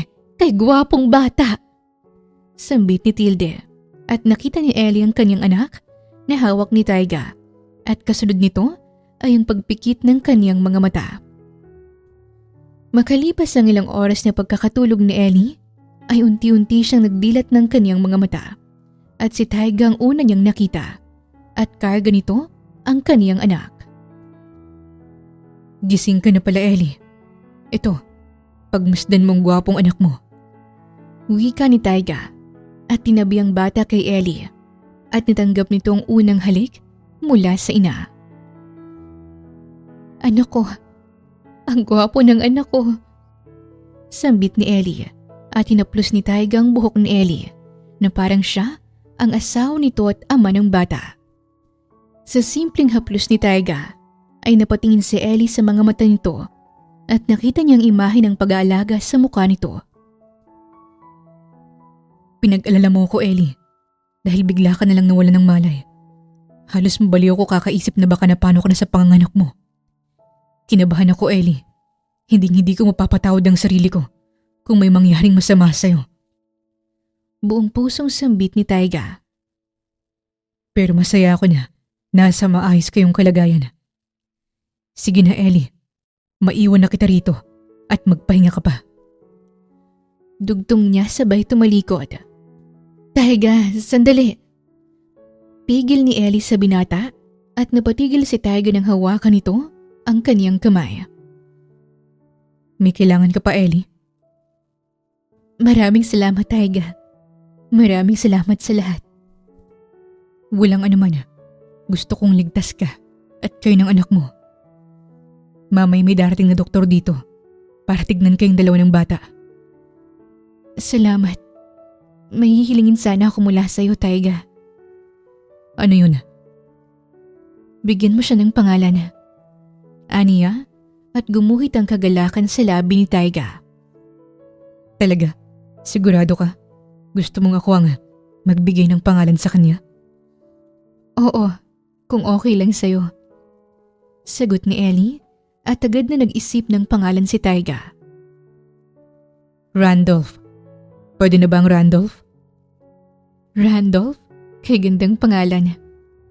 Sagot ni Ellie at napagpasyahanan nila ang pangalan ng bagong silang na sanggol. Lumipas pang mga panahon ay minahal ni Taiga ang bata bilang kanya. Mula sa damit, gatas at kahit anong kailangan ng bata ay binibili niya. At lahat ng pagmamahal na pwede niyang ibigay sa bata ay binibigay niya. Habang si Ellie naman, matapos ang 7 buwan, ay tinuruan na niya si Randolph na dumedi sa bibero nito upang patuloy siyang makapagtrabaho. Manang Tilde, ayos lang ba na iwanan ko sa'yo si Baby Randolph? May kailangan kasi akong asikasuhin sa prutasan eh. Ngayon ang paglabas ng mga prutas dito sa hacienda at kailangan kong maglista. Paalam niya at may ngiti siyang sinagot ng ginang. Oo naman, hindi naman iyakin si Randolph at masaya akong bantayan siya. Salamat po Manang. Nakatimpla na po ang mga gatas ni Randolph kung sakaling umiyak at humingi ng gatas. Natutulog na po siya sa kwarto ngayon at mamaya pa siya magigising. Manang, maliligo sana ako kaso walang tubig sa kwarto ko. Bakit? Ay, baka may bara. May problema sa tubig natin. Dito nga sa kusina ang hina ng tubig ngayon. Doon ka maligo sa silid ni Taiga. Po? Sa silid ni Taiga? Oo, nakaligo si Taiga kanina at wala siyang reklamo sa tubig niya. Kaya sigurado ko na maayos ang agos ng shower niya. Kaya doon ka na muna maligo. Pero baka magalit siya sa akin. Hindi yon. Umakyat ka na't maligo para makaalis ka na. Wala si Taiga sa kwarto niya at maaga ring umalis. Sige na anak, maligo ka na. Kapag dumating si Taiga, sasabihin ko na lang sa kanya na huwag muna siyang umakyat sa kwarto niya at naliligo ka. Sige po Manang, maraming salamat. Sagot ni Ellie at agad siyang nagdala ng kaniyang damit papunta sa shower ni Taiga. Nang makapasok si Ellie sa loob ng kwarto nito, ay sumampal sa kanyang mukhang mabangong amoy ng silid ng binata at kay linis ng kwarto nito. Kaya pala mabango si Taiga kasi pati silid niya mabango rin. Aniya sa kanyang sarili at humahanga sa kalinisan ng binata. Hindi na nagtagal si Ellie at agad siyang pumasok sa loob ng shower ni Taiga at doon naligo. Hindi naglaon ay natapos na si Ellie at pinatay ang shower. Habang sa kabilang banda naman ay hindi na malayo ni Manang Tilde na dumating na si Taiga at umakyat ng hagdan. Pawis na pawis si Taiga at basang-basang damit nito kahit nagmamadali itong pumasok sa kanyang silid at dumiretso sa shower upang maligo. Ngunit sa pagbukas ni Taiga ng kanyang shower ay saktong kakakuha pa lang ni Ellie ng tuwalya para ibalot sa kanyang katawan at kay bilis na nagdama ang mga gulat nilang mga mata. Hindi agad nakagalaw si Ellie at kay bilis na namulang kanyang mukha sa labis na hiya. Bastos! Sigaw ni Ellie at agad na naitapon ng sabon sa noo ni Taiga. Ellie, hey! Lumabas ka! Sinasabing lumabas ka! Nahihiyang wika ni Ellie at taas kamay na lumabas si Taiga. Fine, lalabas na. Sagot ni Taiga. Agad na binalot ni Ellie ang kanyang katawan ng tuwalya at lumabas na sa shower. Taiga! Hoy! Sinisilipan mo ba ako? Anong sinisilipan? Hindi kita sinisilipan ha? Kunwari ka pa? Nakita mo ng lahat sa akin? Oo, nakita ko na nga ang lahat sa'yo. Tandaan mo, ako ang nagpaanak sa'yo at nakita ko ang dapat makita. Kaya bakit kita sisilipan? Sagot ng binata at hindi alam ni Ellie kung mahihiya ba siya o magagalit. Ikaw? Ikaw talaga? Inis na sambit ni Ellie at magkahalong hampas at kurot ang kanyang ginawad sa binata. Aray! Masakit! Parang kagat lang ng lamok ang kurot mo. Pangasar niya at higit na nainis si Ellie. Gusto mo ng mas masakit? Eto! Gigil na wika ni Ellie at sa kakulitan nilang dalawa ay hindi sadyang nahila ni Taiga ang towel na nakatakip sa katawan ni Ellie. Unti-unting natanggal ang towel sa katawan ng dalaga at sa takot na makitang muli ni Taiga ang kanyang katawan ay napatalon siya sa binata at yumakap ng kahigpit dito at hindi sadyang nawala ng balanse si Taiga at natumba sila sa ibabaw ng kama. Ellie, what are you doing? Huwag kang titingin! Mahigpit na utos ng dalaga. Habang sa kabilang banda naman ay narinig ni Manang Tilde ang kaguluhan sa itaas. Kaya't umakyat ito sa silid ni Taiga. Anak Taiga! Naliligo si! Hindi na naituloy ni Manang Tilde ang nais niyang sabihin nang maabutan niyang dalawa sa kakaibang sitwasyon. Manang, magpapaliwanag kami. Agad na wika ni Ellie. Ngunit ngumisilang ang ginang. Hindi na kailangan. Sa susunod, ilak niyo ang pintuan ha. Ellie, Taiga. Sige na mga anak, ipagpatuloy niyo lang yan. Wika ni Manang Tilde at kinikilig na tinalikuran ng dalawa. Nang makalis ang ginang, ay hinila ni Ellie ang kumot ni Taiga. At ito ang ginawa niyang pansamantalang takip sa kanyang katawan bago niya pinulot ang towel. Tumalikod ka! Fine, tatalikod na. Sagot ng binata habang may ngiti sa kanyang mga labi. Kasalanan mo to eh. Kita mo, nag-isip tuloy ng hindi maganda si Manang Tilde. Kailangan ko ba tuloy magpaliwanag sa kanya? Anong kasalanan ko? Ikaw itong tumalon sa akin. Paano hindi ako tatalon? Makikita mo ang... Wika ni Ellie at nahihiyang ituloy ang nais niyang sabihin. At umalis na siya mula sa silid ng binata. Habang si Taiga naman ay may kung anong sayang nabuo sa kanyang puso. Simula kasi nung dumating si Ellie sa kanyang mansyon, ay tila biglang nagkaroon ng siglang kanyang buhay. Sanay siyang mag-isa noon at nang dumating si Ellie parang nagkaroon ng bagong saysay ang kanyang buhay. At hindi lang siya ang pinasigla ni Ellie, kundi pati na rin ang buong mansyon, lalo na nang dumating si Randolph sa mundo. Habang may ngiti sa kanyang labi si Taiga, ay biglang nagring ang kanyang phone, kaya agad niya itong sinagot. Ano? Hello, Yumi lang ba ang kaya mong sabihin sa akin, Taiga? Nareschedule mo ng kasal natin. Hello, Yumi lang ang kaya mong gawin? Matagal na tayong engaged tapos hindi pa tayo nagpapakasal. Ano ba talagang balak mo, Taiga? Talak ni Yumi at napahilot ng kanyang ulo ang binata. I'm sorry, Yumi. Pagkatapos ng hello, sorry na lang ang kaya mong sabihin. Taiga, ano ba? Parang nakakalimutan mong may fiancé ka. Yumi, I'm sorry, okay? Busy lang ako dito sa asyenda. Hindi ka naman talaga nuknukan ng busy sa asyenda mo eh. Naging busy ka lang simula nung dumating ang Ellen na yan. Sino bang girlfriend mo sa aming dalawa? Di ba ako? Kaya magbigay ka naman ng oras sa ating dalawa. Nakakainis ka. In 2 days, babalik ako ng Pinas. And I'll see you there. Pero Yumi. Wika ni Taiga, ngunit pinatay na ni Yumi ang tawag. Nang matapos ang pag-uusap nila ng kanyang fiancé, ay bumaba si Taiga at nakasalubong niya si Manang Tilde. Manang, si Ellie. Nakaalis na. Bakit? Bakit ang aga niyang umalis? Kasi marami daw siyang gagawin sa prutasan at ako nga magbabantay sa cute na si Randolph. O sige na anak, nakahanda ng mga pagkain mo at pupuntahan ko muna ang bata.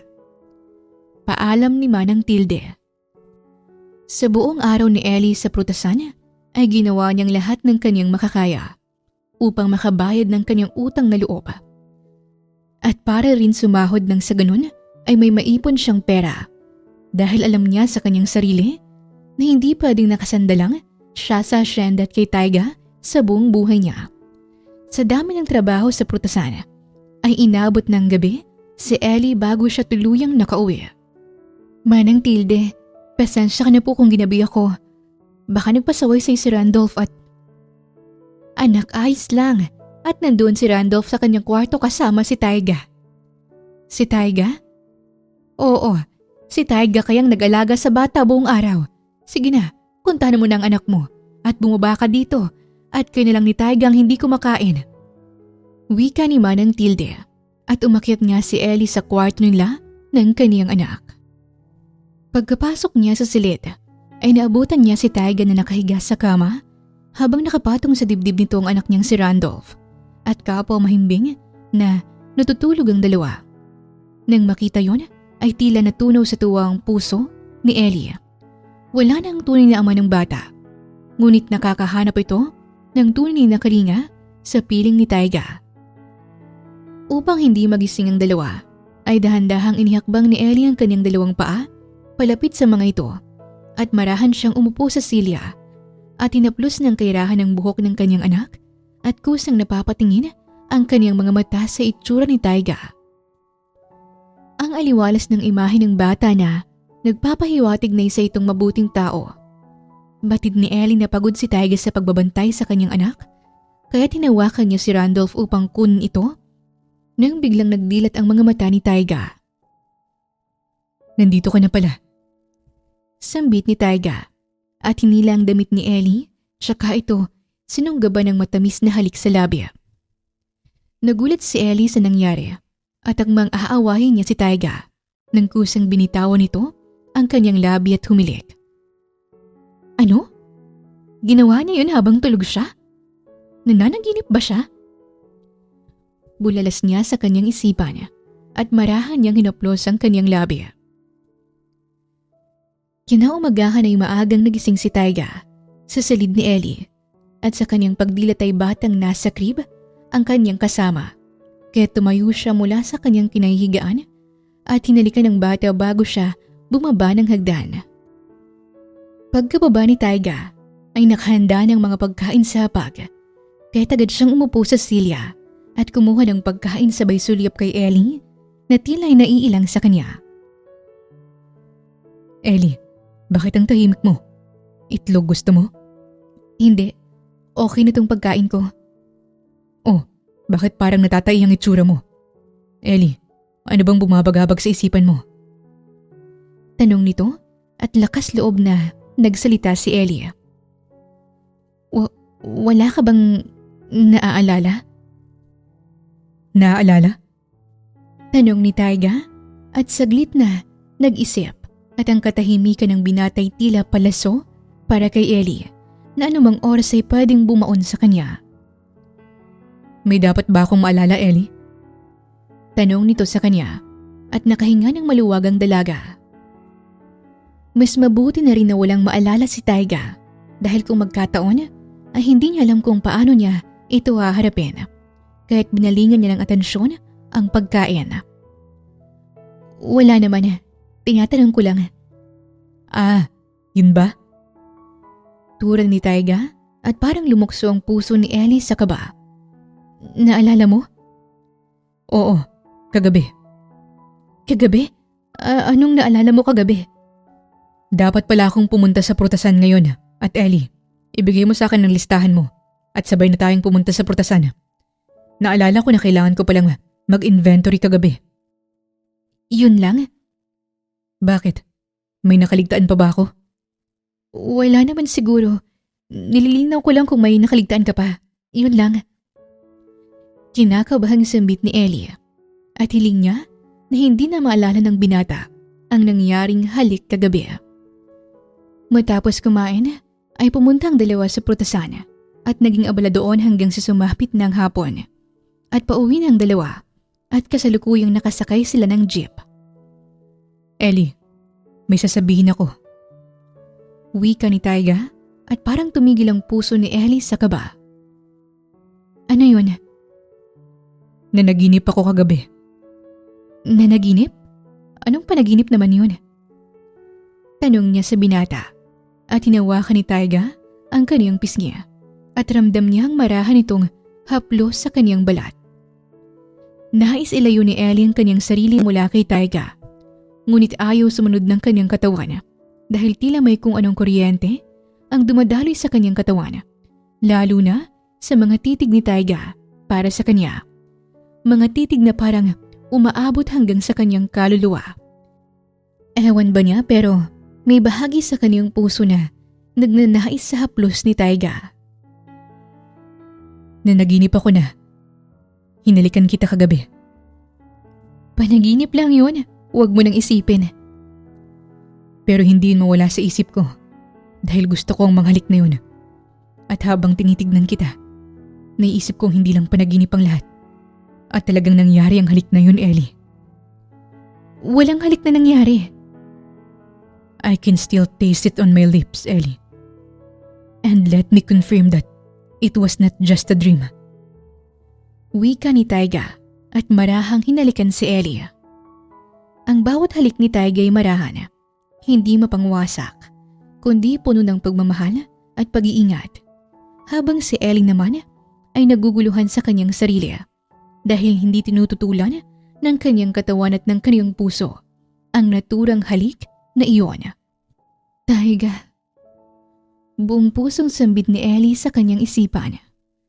Kusang bumuka ang kanyang labi upang tanggapin at gantihan ang bawat halik ni Taiga hanggang sa lumalim ang kanilang mga halik at naramdaman ni Ellie ang pagbaba ni Taiga ng kanyang damit sa balikat at doon palang bumalik ang kanyang nabibihag na katinuan. Taiga, malito. Aniya sa binata at malakas na tinulak at nagmamadaling bumaba sa jeep at mabilis na naglakad. Mali. Bigkas ni Taiga at bumaba din siya sa kanyang jeep at hinabol si Ellie. Ellie, anong mali? Basta malito. Itong ginagawa natin. Mali kasi kapatid ko ang unang minahal mo. Wika ni Taiga at huminto si Ellie at narapang binata. Tama ka. Kapatid ka ng lalaking minahal ko kaya ang hirap nito para sa akin, Taiga. Mahirap kasi mahal mo na ako pero ayaw mo akong mahalin. Ganun ba yun? Wika ni Taiga at tumulo ang luha ni Ellie. Hindi ko alam, Taiga. Mabuti kang tao at sa'yo ko nahanap ang kulang sa buhay ko. Ang kayang pumuno na hahanapin ng anak ko paglaki niya. Ang buti mo, Taiga. At sa pagiging mabuti mo ay may nararamdaman ako para sa'yo pero malito. Nararamdaman kong may pagtingin ka sa akin, Ellie. Hindi nagsisinungaling ang mga halik mo. I can feel it in my heart. Kaya kung tamang magmahal, bakit naging mali ang atin? Paano ito naging mali, Ellie? Kung it's you who I wanted the most, okay lang sa akin kahit anino lang ako ng kapatid ko. As long as I'm with you. Ganun kita kamahal. I tried my best not to fall for you but I failed. Here I am, Ellie, silently loving you. And now I'm loudly, clearly, telling you that I love you. Pero mali pa rin to, Taiga. Hindi porket mahal mo ko'y pwede na. Tandaan mo may fiancé ka. Paalala ni Ellie at muling nag-walk out. Habang si Taiga naman ay napasapo ng kaniyang ulo. Habang kasama niya si Ellie, nakalimutan niya nang may pananagutan siya sa ibang babae. Pero anong gagawin ng puso niya kung si Ellie ang mahal niya? Si Ellie ni minahal ng kaniyang kapatid. Pagkatapos ng pangyayaring yon, ay hindi nagpansinan sina Ellie at Taiga. Sinusubukang lapitan ni Taiga ang dalaga ngunit ito ang umiiwas. At ngayon ay kasalukuyang nasa patio si Ellie. Nagpapahangin sa gitna ng gabi nang lapitan siya ni Taiga. Ellie, pwede ba tayong mag-usap? Pagod ako.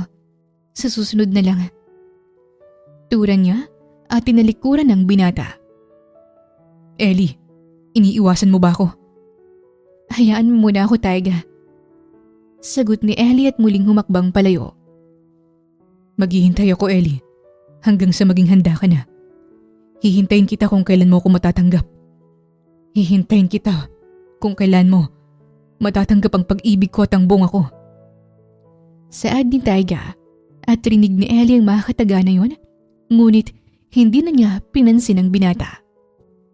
Kinabukasan ay maagang umalis si Taiga papunta sa bakahan at si Ellie naman ay hindi pumunta sa prutasan at inalagahan ng kanyang anak at lakas loob siyang nilapitan ni Manang Tilde.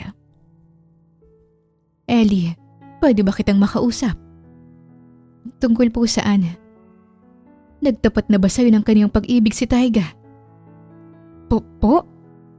Paano mo po nalaman?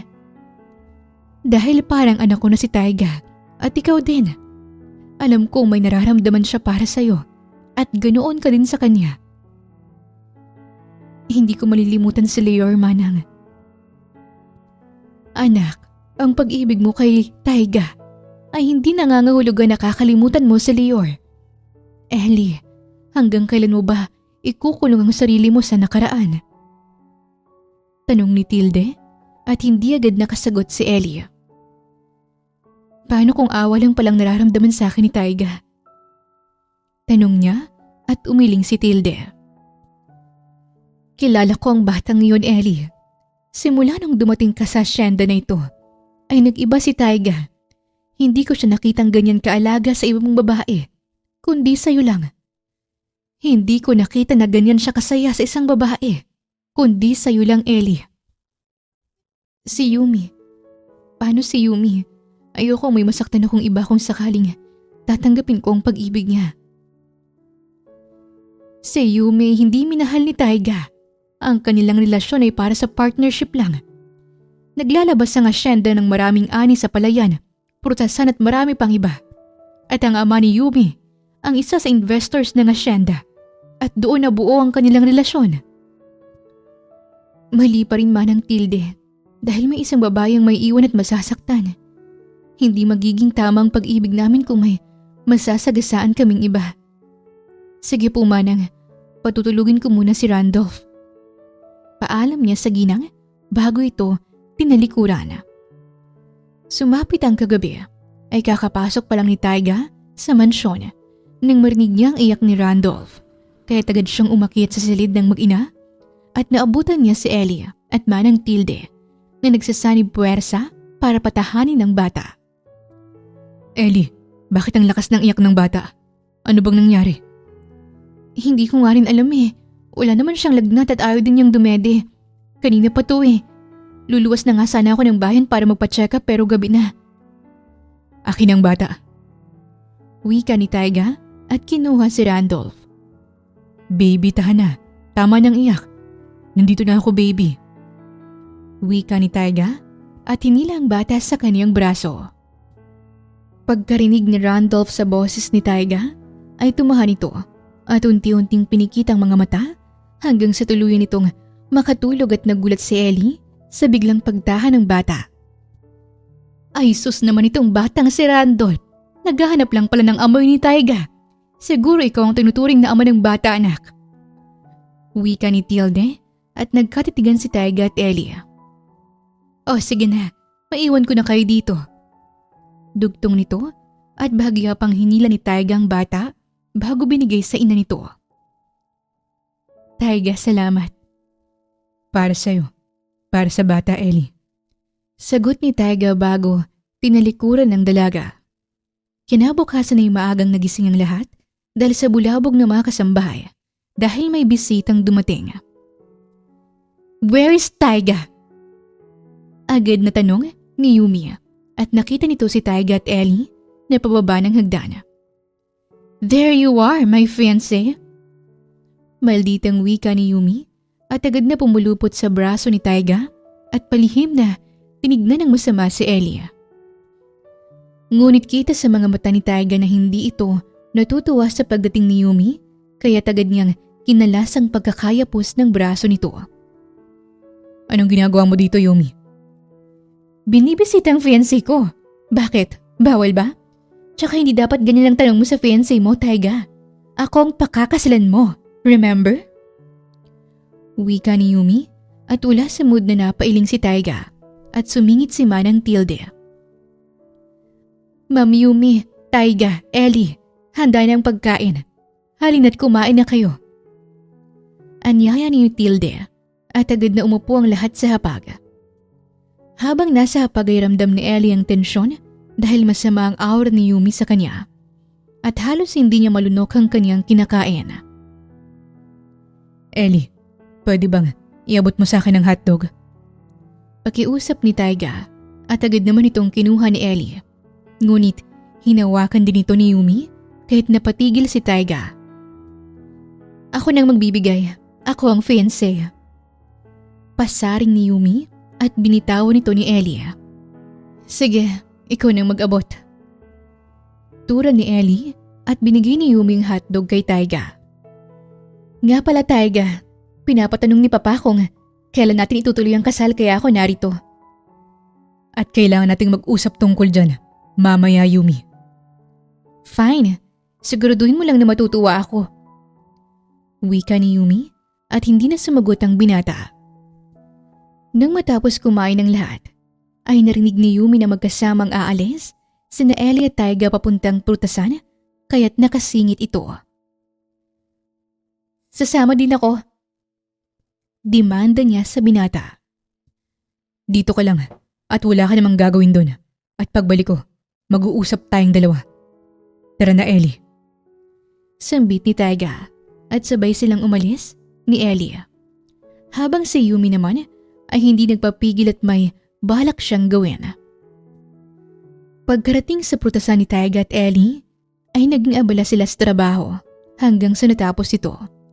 Pagkatapos nito, ay tumingala ang dalaga sa isang puno at natutokso siya sa isang pumpong ng lansones kaya't inakyat niya ito. Ellie, dahan-dahan lang. Ako nang kukuha sa'yo. Huwag na, malapit lang naman. Sagot ni Ellie at matagumpay na nakuha ang bunga, ngunit pagkababa niya ay biglang natapilok ang kaniyang isang paa. Pampang ang kanilang kinatatayuan ngayon, kaya't dali-dali siyang kinabig ni Taiga sa kaniyang bewang. Nagdikit ang kanilang mga katawan at nagtama ang kanilang mga mata. At tila'y may kuryenteng dumadaloy sa kanilang katawan. At naudyok ang binata na halikan ang dalaga at saktong dumating si Yumi. Excuse me, baka gusto niyong magpaawat. Ahagaw atensyon nito sa dalawa, sabay hilas sa braso ni Taiga at malakas na sinampal si Ellie. Yumi, stop! Yumi, sorry. Lumuluhang wika ni Ellie at hiyang-hiya sa kanyang sarili. Matuto kang lumugar, Ellie. Hindi ka na nakontento kay Lior at pati ang kakambal niya na dapat ay akin ay gusto mong agawin. Gaano ka ba kahigad, ha? Oh yeah, napaka-angelic ng mukha mo, but you're a haliparot devil. Yumi, tama na. Umalis ka na, Ellie. Umalis ka na. Leave this place o kakalagkirin kita paalis ng hasyenda na to. Wika ni Yumi at hiyang-hiya na tumakbo si Ellie palayo. Ellie! Ellie! Sigaw ni Taiga at akmang hahabulin niyang dalaga nang pigilan siya ni Yumi. Ano? Hahabulin mo siya? Iiwan mo ko dito? Are you choosing her over me? Mas pipiliin mo ang kalandian mo kaysa sa akin? Hindi ko siya kalandian. Hindi? Bakit? Mahal mo? Exactly. What? What did you say? I love her. I love her, Yumi. I never loved this much sa isang babae. O sa'yo. Sa kanya ko lang naramdaman ang pagmamahal na ito. And I'm willing to sacrifice everything just for her. Kahit ang pagkawala ng partnership ni Papa sa'yo? Yes. Choosing you will be my nightmare, Yumi. And you deserve more kesa sa akin. I'm breaking up with you. The wedding is off. Wika ni Taiga, tsaka tinalikuran ang dalaga. Taiga! Come back here! Taiga! Pagwawala ni Yumi at nagdabog siya sa kanyang kinatatayuan. Habang si Taiga naman ay sumakay sa kanyang jeep upang habulin si Ellie at pagkarating niya sa mansyon ay agad niya itong hinanap. Ellie! Ellie! Anak, si Ellie bang hinahanap mo? Wala siya, anak, umalis. Umalis? Saan pumunta? Dala niya si Randolph at hindi niya na daw siya babalik. Pinipigilan ko siya pero ayaw niyang makinig. Nag-iwan nga siya ng pera para daw sa kabayaran ng utang na loob niya sa'yo. Wika ni Tilde at agad na sumakay si Taiga sa kanyang jeep at hinanap si Ellie. Hindi nagtagal ay naabutan niya si Ellie at pasakay na ito ng pampasaherong jeep kahit dali-dali siyang bumaba sa kanyang sasakyan. Sigaw ang pangalan ni Ellie. Ellie! Ellie! Tawag niya rito at lakad takbo na nilapitan ng mag-ina. Anong ginagawa mo dito? Hayaan mo kong umalis, Taiga. Hindi ka alis. Nakakagulo na ako sa mundo mo, Taiga. Masisira lang ang buhay mo kapag nasa paligid mo kami ng anak ko. Masisira lang ang buhay ko kapag nawala kayong mag-ina sa buhay ko, Ellie. Kayong naging buhay ko, Ellie. I love you. Mahal din kita, Taiga. Oo, mahal na kita. Minahal na kita ng sobra-sobra. Nahigit pa sa inaakala ko. Akala ko hindi na ako magmamahal ng ganito pero minahal pa rin kita. Pero mali to. May masasaktan tayong tao, Taiga. Sa umpisa pa lang wala kang pagmamahal na sinira dahil hindi ko naman minahal si Yumi. Ako at siya'y pawang para sa negosyo lang. Pero hindi ko kayang ipagpalit ang nararamdaman ko sa'yo para sa negosyo. Dahil anong silbi ng yaman ko kung wala ka? Kung wala kayo ni Randolph. Hindi mo alam ang sinasabi mo. Ellie, mahal kita. At handa akong tanggapin ang kahit anong uri ng pagmamahal mula sa'yo. Kahit na maging pangalawa lang ako sa kapatid ko, ay okay lang. Basta't nasa tabi lang kita. I may sound so obsessed pero itong nararamdaman ko para sa'yo, Ellie. I love you so much. You and Randolph is my life. Wika ni Taiga at hinalikan ng palad ni Ellie at tuluyan ang pumatak ang luha sa mga mata ni Ellie. Taiga, hindi ka pangalawa. Ikaw ang nandito sa puso ko. Aaminin ko, habang buhay na may lugar sa puso ko ang kapatid mo. Dahil siya ang una kong minahal. Siya ang ama ng anak ko. Pero hindi kita minahal dahil kamukha mo siya. Hindi kita minahal pamalit sa kanya. Minahal kita sa buong ikaw. Minahal kita sa kabutihan mo at lahat-lahat ng sayo. Hindi ka pangalawa, Taiga. Ikaw ang nabubuhay kong minamahal. At mahal na mahal kita. Wika ni Ellie at niyakap ni Taiga ng mahigpit si Ellie at lumuhod ito sa harapan ng dalaga. Manatili ka, Ellie. Huwag mong ipagkaitat. Hayaan mong maramdaman ko ang pagmamahal mo. Hayaan mo akong mahalin ka. Hayaan mo akong mahalin kayong dalawa. Hayaan mo akong makasama ka. Hayaan mo akong maging masaya kasama ka. Pagmamakaawa ni Taiga at hindi ba to ang puso nagmamahal ni Ellie at hinaplos niya ang mukha ng binata. Kung tama ang magmahal, tama rin ang manatili ako sa tabi mo, Taiga. Gusto kong sumaya kasama ka. Lumuluha niyang sambit at tumayo si Taiga at agad na hinalikan ng labi ni Ellie at ang mga tao sa paligid ay masayang nanunood sa kanilang dalawa. Sa sandaling yon ay tuluyan ang binigyang laya ni Ellie ang kanyang puso na muling magmahal at mag-umpisa ng bagong pag-ibig at bumalik sila sa asyenda ng masaya at payapa. Minahal ng dalawang isa't isa at tuluyan silang naging masaya at ngayon ay kasalukuyang nasa balkonahe si Taiga at may malalim na iniisip. Ano bang bumabagabag sa loob mo? Manang, hindi kaya magagalit sa akin ang kakambal ko't minahal ko ang mag-ina niya. Kilala mo si Leor, higit pa kanino man, Taiga. Mabuting tao si Leor at hindi sakim.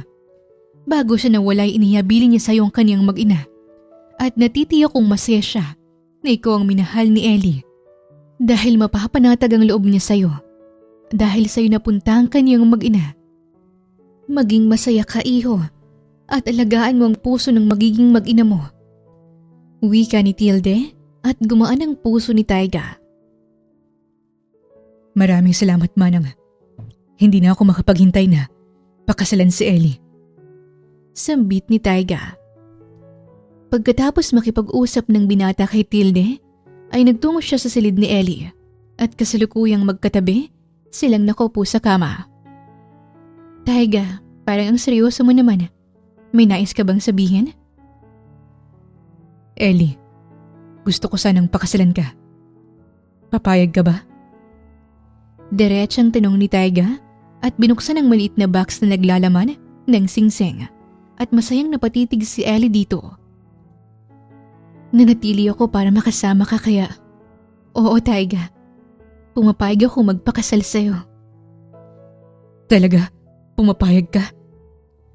Bulalas ni Taiga at mahigpit niyang niyakap si Ellie. Ang saya-saya ko. Maraming salamat. Maraming salamat, Ellie.